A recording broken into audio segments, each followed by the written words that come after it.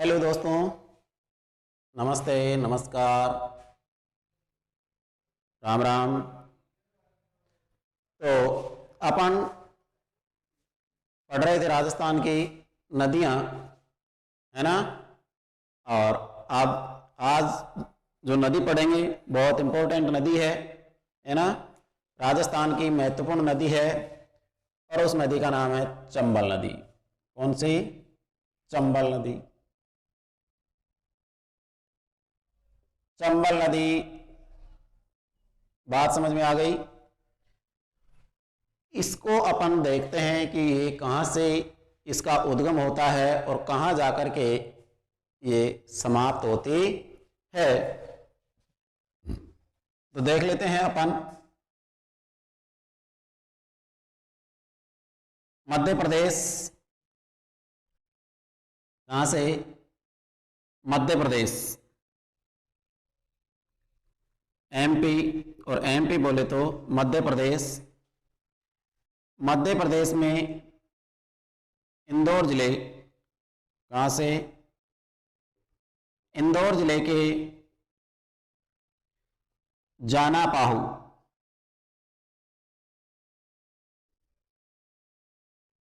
पहाड़ी पूछे तो जाना पाहू की पहाड़ी। कितने पाहू की? जाना पाहू की पहाड़ी से इसका क्या होता है? उद्गम होता है। कौन सी नदी का? कौन सी नदी का उद्गम होता है? चंबल नदी का उद्गम होता है ना। कौन सी नदी का उद्गम होता है?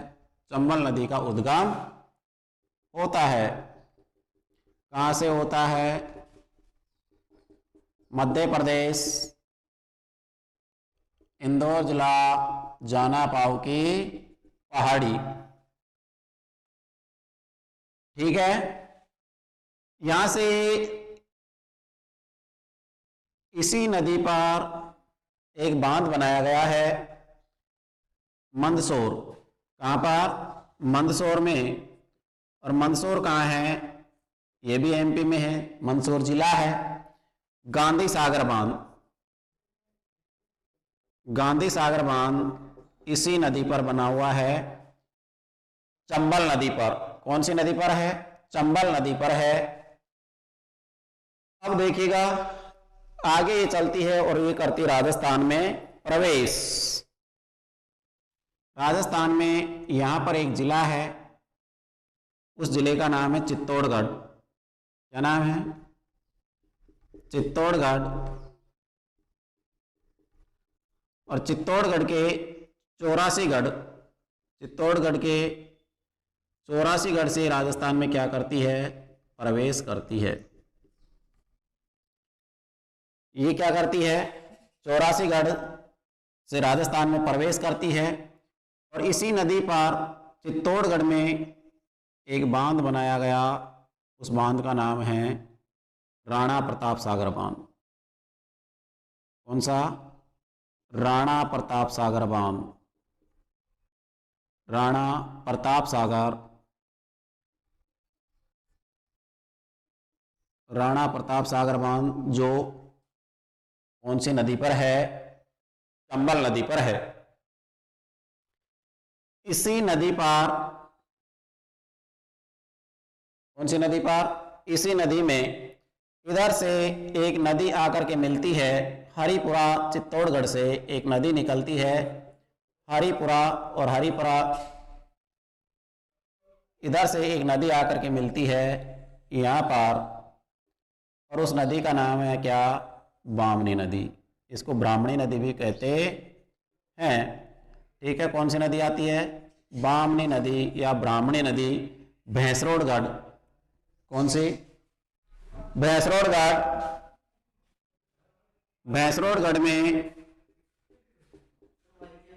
भैंसरोडगढ़ में आकर के नदी मिलती है। कौन सी? ये नदी बामनी है। इधर से आने वाली नदी जो है बामनी नदी है, ब्राह्मणी नदी है। और ये नदी आगे प्रवेश कर जाती कहां पर? कोटा में। कहां पर प्रवेश कर जाती है? कोटा में प्रवेश करती है और कोटा में इस नदी पर है जवाहर सागर बांध। कौन सा? जवाहर सागर बांध। जवाहर सागर, कौन सा बांध? जवाहर सागर बांध। और ये है कोटा बैराज। ये दोनों कोटा में इसी नदी पर है। जवाहर सागर बांध और कोटा बैराज कौन सी नदी पर है? चंबल नदी पर है।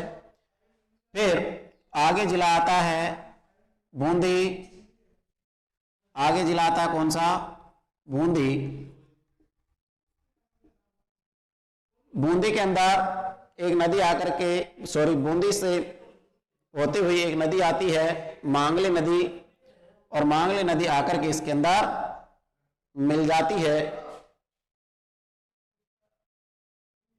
फिर आता है करौली। बूंदी के बाद सवाई माधोपुर, और सवाई माधोपुर के बाद करौली आता है। करौली के बाद धौलपुर, करौली के बाद धौलपुर, और धौलपुर के बाद ये नदी मिल जाती है यूपी उत्तर प्रदेश इटावा मुरादगंज में। कहाँ पर? यूपी के अंदर ये मिल जाती है। इधर यहां से एक नदी निकलती है बनास नदी। कौन सी नदी? बनास नदी खमनोर की पहाड़ी राजसमंद से यह नदी निकलती है और सवाई माधोपुर में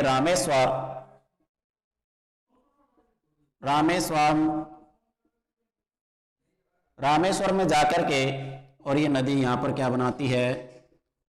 त्रिवेणी संगम। एक नदी आकर के और मिल जाती है इसके अंदर, सीप नदी। यहाँ पर क्या बनता है? त्रिवेणी संगम बनता है सवाई माधोपुर में, मेणाओं का पवित्र स्थान।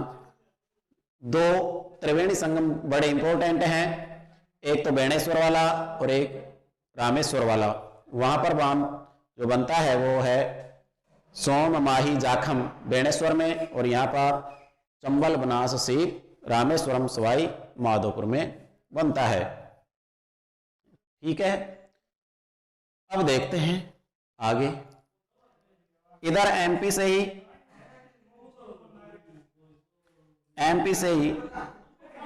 देवास, एमपी देवास से एक नदी और निकलती है बागाली गांव से। कहां से? बागाली। ये भी नदी निकलती है और ये नदी चलती है और ये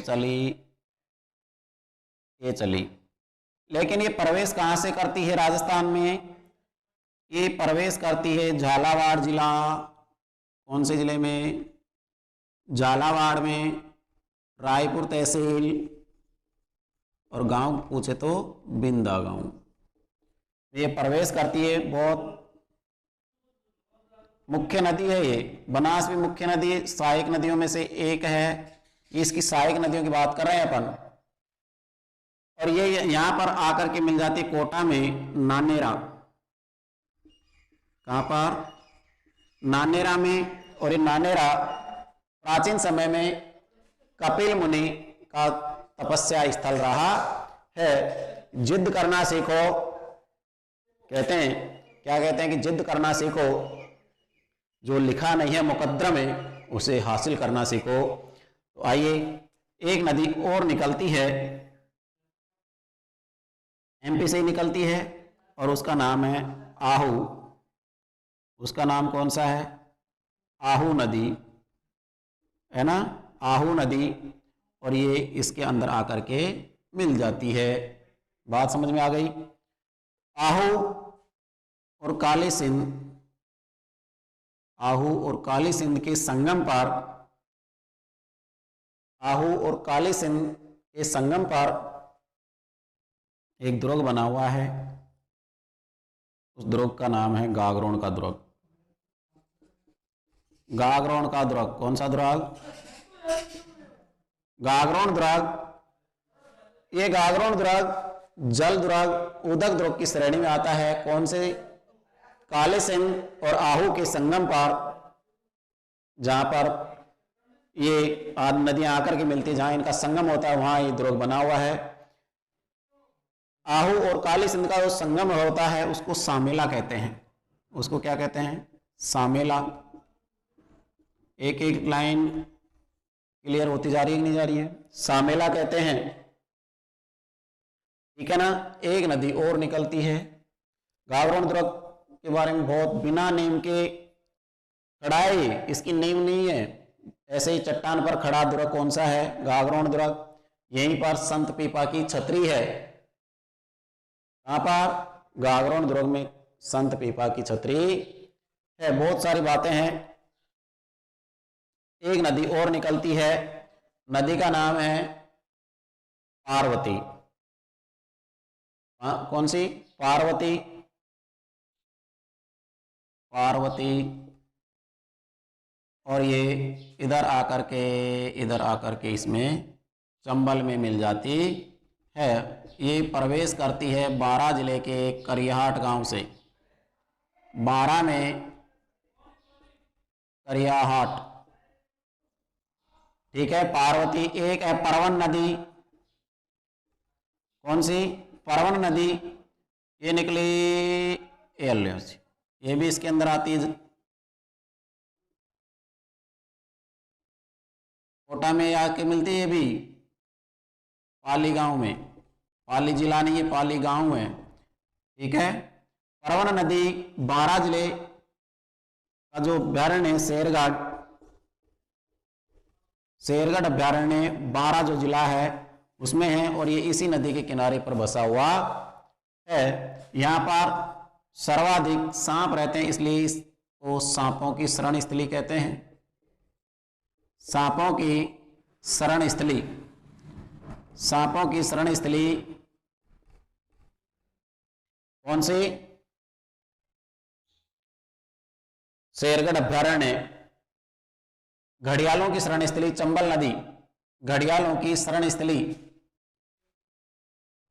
घड़ियालों की शरण स्थली किसे कहा जाता है? इसी नदी को कहा जाता है। ये कितने जिलों में बहती है? 6 जिले, 1 2 3 4 5 6। राजस्थान की 3 नदियां ऐसी है जो 6 जिलों में बहती है। देखो, चंबल, बनास, लूणी, और ये 6 जिलों में बहती है। इसकी एक ट्रिक भी लिख लो।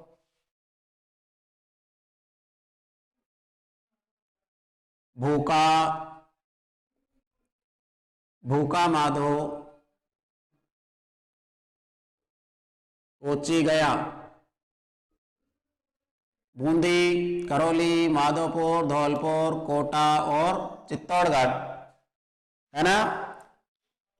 अब इसकी आगे की बात करते हैं। यहां तक आपको समझ में आ गया होगा। चलो, चंबल नदी राजस्थान में 84 से प्रवेश करती है। और चंबल नदी जो है 3 राज्यों में ये बहती है।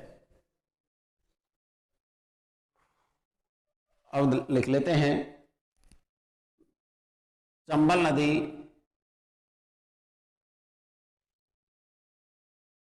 मध्य प्रदेश,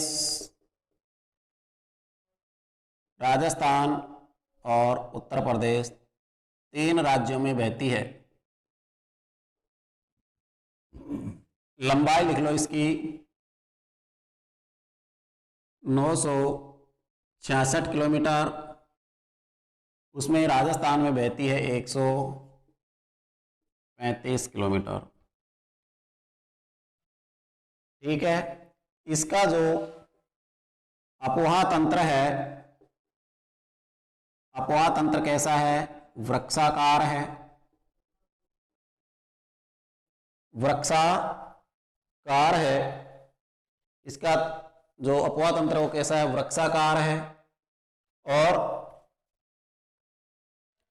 सर्वाधिक क्या करती है?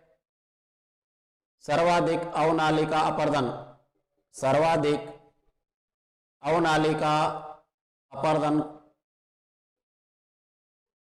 इस अवनालिका अपर्दन द्वारा जो भूमि होती है उसे कहते हैं उत्कात।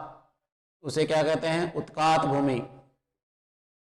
सर्वाधिक बीहड़ यही नदी बनाती है, और सर्वाधिक जो बीहड़ है वो सवाई माधोपुर में है। केशोरायपाटन बूंदी में ये नदी सर्वाधिक गहरी है।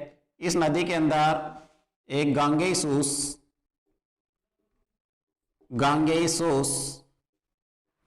गांगेयसूस नामक प्राणी पाया जाता है। प्राणी पाया जाता है। राजस्थान की सबसे लंबी नदी है। पूर्ण भाव की दृष्टि से तो बनास है और वैसे चंबल है। इसके उपनाम देख, राजस्थान की इसे कहते हैं कामधेनु। क्या कहते हैं? कामधेनु। इसे कहते हैं क्या? नित्यवाहिनी। नित्यवाहिनी, बारहमासी, सदा नीरा, इसी के नाम है। सर्वाधिक सतही जल वाली नदी भी यही न, कौन सी? चंबल नदी सर्वाधिक सतही जल वाली नदी है ना? यहां तक बात समझ में आई क्या? और ये लास्ट में अपना जल उसमें यमुना नदी में मुरादगंज इटावा यूपी के अंदर ले जा करके डाल देती है। ये जो नदी है इसके 100 किलोमीटर के दायरे में, 100 किलोमीटर के अंदर इस पर कितने बांध हैं? 3 बांध बनाए गए हैं। लेकिन एक बांध, कुल 4 बांध है, जिसमें से गांधी सागर राजस्थान में नहीं है। गांधी सागर राजस्थान में नहीं है, पूछ लिया गया प्रश्न रोडवेज वाले पेपर के अंदर। और इसी नदी पर है चूलिया जलप्रपात। चूलिया जलप्रपात सबसे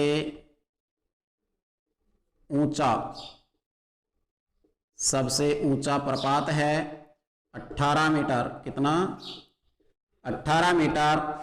और सबसे ऊंचे बांध की बात करें तो जाखम बांध, और 18 का उल्टा कर देना 81। तो ये थी चंबल नदी। यहां तक आपको समझ में आ गया होगा। आज के लिए बस इतना ही। वीडियो को शेयर करें, सब्सक्राइब करें, लाइक करें और कमेंट करें। ठीक है, फिर मिलेंगे। तब तक दीजिए इजाजत। नमस्कार। जय हिंद, जय भारत।